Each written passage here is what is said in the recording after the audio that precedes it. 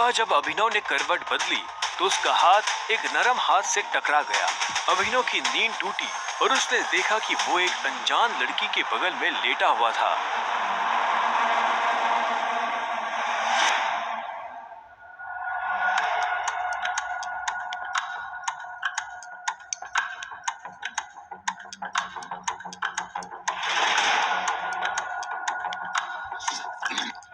कौन हो तुम?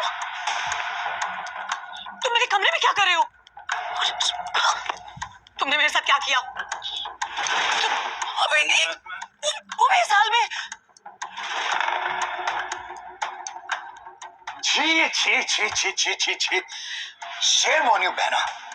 मुझे तो तुम्हारे कैरेक्टर पर हमेशा से डाउट था। इतनी बार मैंने दादाजी को समझाया, बोला, पर हर बार बोले मेरी अनन्या ऐसा नहीं कर सकती। लो, कर दिया तुम्हारी अनन्या ने ऐसा। अब पता है दादाजी को उनकी पोती की ये जो रंग रलियां चल रही है इनका से लाइव टेलीकास्ट दिखाने के लिए मैंने उन्हें यहाँ बुला लिया। भाई मुझे नहीं पता, भरोसा करिए। क्या हुआ, कैसे हुआ? मैं जानती तक नहीं इस लड़के को, नहीं जानती भाई। मैं भी, हम दोनों के बीच में कुछ भी नहीं हुआ। नहीं। इससे पहले कि अभिनव सफाई देता, अनन्या और सनी के दादा हरदेवपाल सिंह कमरे में पहुंच चुके थे। उनके पहनावे से समझ आ रहा था कि वो बहुत अमीर आदमी थे। अनन्या को इस हाल में देख उनकी आंखें गुस्से में लाल हो गई थी। मुझे तुमसे ये उम्मीद नहीं थी। दादाजी, आप जैसा सोच रहे वैसा बिल्कुल नहीं है। अनन्या, तुम्हें अच्छे से नियम पता थे, फिर भी तुमने सारे नियम तोड़ दिए। नहीं दादाजी, नहीं। और तू? जब अभिनव की नजर हरदेव से मिली तो उसे लगा कि वो अपनी आंखों के सामने मौत देख रहा है। तूने मेरी पोती के साथ रात गुजारी है ना? आज से हमारे परिवार के कानून के हिसाब से तू सिंह परिवार का दामाद है। क्या? उन दोनों के बीच में लेकिन कुछ हुआ ही नहीं है। दादाजी, कुछ नहीं हुआ है। कुछ नहीं किया ना तुम दोनों ने? तो क्या ये था?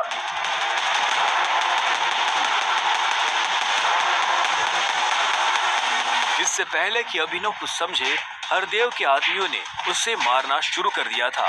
अभिनव हरदेव की उम्र का लिहाज कर रहा था, इसलिए उसने अपने आप को रोक लिया था। अनन्या, इसे हॉस्पिटल भेज देना ताकि शाम को अकरम की पार्टी में आने के लिए ठीक ठाक से तैयार हो जाए। और याद रखना, मुझे शाम को अकरम की पार्टी में ये तुम्हारे साथ जरूर नजर आना चाहिए।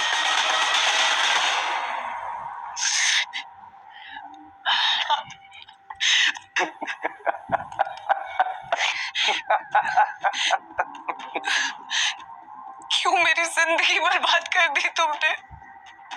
क्यों? अभिनव के पास इस सवाल का कोई जवाब नहीं था। वहां जाकर अभिनव शाम को होने वाली पार्टी के लिए तैयार होने लगा। उसे हरदेव और उसके आदमियों का डर नहीं था। वो जानता था कि अनन्या पहले से काफी मुश्किल में थी और वो अपनी वजह से उसकी मुश्किलें और नहीं बढ़ाना चाहता था। अभिनव के पास ले देकर सिर्फ एक ब्लेजर था, वो भी उसके पापा का। वो जगह जगह से फटा और उधड़ा हुआ था, लेकिन जब अभिनव ने उसे पहना तो उसकी खूबसूरती ने ब्लेजर की सारी कमियां ढक दी। अभिनव का अंदाजा सही था, अनन्या का घर काफी बड़ा था। वो एक अमीर परिवार की लड़की थी। जितना अभिनव महीने का कमाता था, उतने की अनन्या ने सैंडल्स पहनी हुई थी।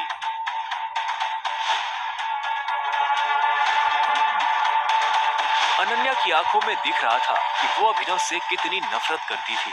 अभिनव भी पार्टी में इतने बड़े लोगों के बीच जाने से घबरा रहा था।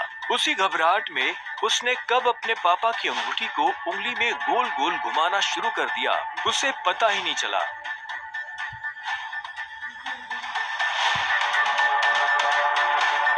इस अंगूठी को उतार दो प्लीज, बहुत गंदी लग। सॉरी, पर ये अंगूठी मेरा सब कुछ है।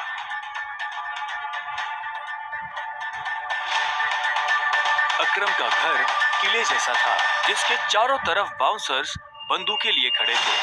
जैसे ही अनन्या और अभिनव अंदर आए तो इतने में उसकी नजर देवेन से टकरा गई।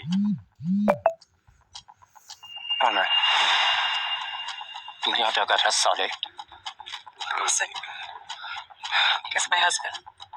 अनन्या पागल हो गई हो तुम? इस सड़क छाप में ऐसा क्या देख लिया किससे शादी कर ली? जुबान संभाल के बात कर, नहीं तो क्या कर लेगा तू? बोलना, क्या कर लेगा?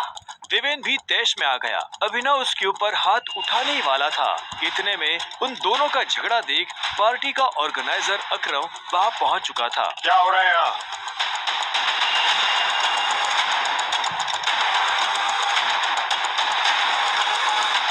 अकरम सर, देखिए ना इस आदमी को, ये क्रिमिनल है, जबरदस्ती अपनी पार्टी में घुसाया। इधर आओ।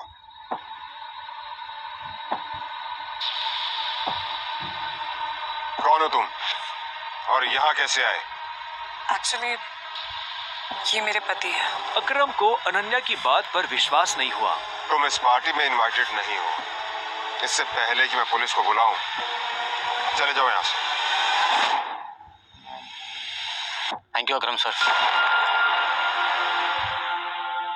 अनन्या, तुम भी इससे दूर हो, साला गरीब कहीं का। रुको। अकरम भागते हुए अभिनव के पास गया और उसकी अंगूठी को देखने लगा। मुझे तुमसे कुछ जरूरी बात करनी है, अकेले में। अच्छा, चलो। अकरम ने कहा और अभिनव का हाथ पकड़कर उसे अपने साथ अंदर ले जाने लगा। अनन्या, देवेन, सनी और पार्टी में मौजूद बाकी लोग ये देख हैरान हो गए थे। कुछ देर बाद जब वो अकरम के कमरे में पहुंच गए तो अकरम ने दरवाजा बंद किया और अभिनव के पास आकर बोला, मैं तुम्हारी ये अंगूठी देखना चाहता हूँ। क्यों? डरो मत, मैं ऐसे मांगने वाला नहीं हूँ, बस मुझे इसमें कुछ देखना है, प्लीज।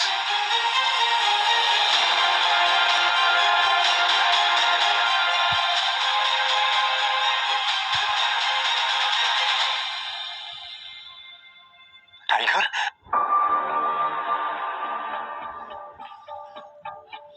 टाइगर? अभिनव ने अकरम के मुंह से ये शब्द सुना तो वो हैरान हो गया। उसे अचानक से अपने पिता के वो आखिरी शब्द याद आ गए जो उन्होंने अभिनव से विदा लेते हुए कह दिए थे।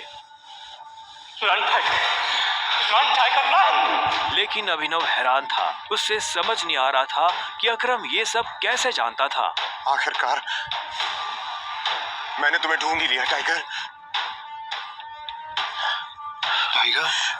हाँ, पिछले 18 सालों से मैं तुम्हें ढूंढने की कोशिश कर रहा हूं। तुम हमारे टाइगर हो, हमारी हजारों करोड़ों की एम्पायर के वारिस, जिसे हम 3 दोस्तों ने मिलकर शुरू किया था। मैं, तुम्हारे पापा संजय गढ़वाल और राणा अग्निहोत्री। वो देखो। इतना कहते ही अकरम ने दीवार पर टंगी एक तस्वीर की तरफ इशारा कर दिया जिसमें संजय, अकरम और राणा तीनों मौजूद थे। राणा को देख अभिनव को झटका लगा। उसकी आंखों के सामने वो सपना फिर से हरा हो गया जो वो हर सुबह देखकर उठता था। उस रात अभिनव के पिता को जिस आदमी ने गोली मारी थी वो राणा था। दोस्त होने के बावजूद राणा ने अभिनव के पिता के साथ गद्दारी की थी। अभिनव की आंखें चिंगारी सी लाल हो गई। क्या हुआ? तुम इतना गुस्से में क्यों? नहीं, मैं ठीक हूँ। आप मुझसे कुछ कहना चाहते थे? हाँ, तो मैं तुम्हें हमारी कंपनी द माफिया किंग के बारे में कुछ बताने वाला था, जिसे हम 3 दोस्तों ने मिलकर खड़ा किया था। द माफिया किंग, जिसके नाम से पॉलिटिशियन, सेलिब्रिटीज, इस देश का सबसे बड़ा आदमी भी कांपता था। लेकिन तुम्हारे पापा के जाने के बाद सब कुछ बिखर गया और इस दौरान हमारे कई दुश्मन खड़े हो गए, जिसमें सबसे बड़ा दुश्मन है इकबाल शेखावत। वो तुम्हें कई सालों से ढूंढने की कोशिश कर रहा है ताकि तुम्हें मारकर वो हमारा नामो निशान खत्म कर देना चाहता है। फिलहाल द माफिया किंग का सारा काम राणा का बेटा मोंटी संभाल रहा है। अब तुम आ गए हो तो इस कंपनी की भागदौड़ अब तुम संभालोगे। अपने पापा के काम को अब तुम्हें आगे बढ़ाना होगा, टाइगर। ये सुनते ही अभिनव के कान खड़े हो गए थे। कल तक उसकी जेब में 100 रुपए भी नहीं थे। और आज अचानक वो हजारों करोड़ की कंपनी का मालिक हो गया था। अब आगे क्या होने वाला था? क्या अभिनव अपने पिता की मौत का बदला ले पाएगा? कैसे एक डिलीवरी बॉय संभालेगा अपने पिता की हजारों करोड़ की कंपनी द माफिया किंग को? जानने के लिए सुनते रहिए द रिटर्न ऑफ टाइगर।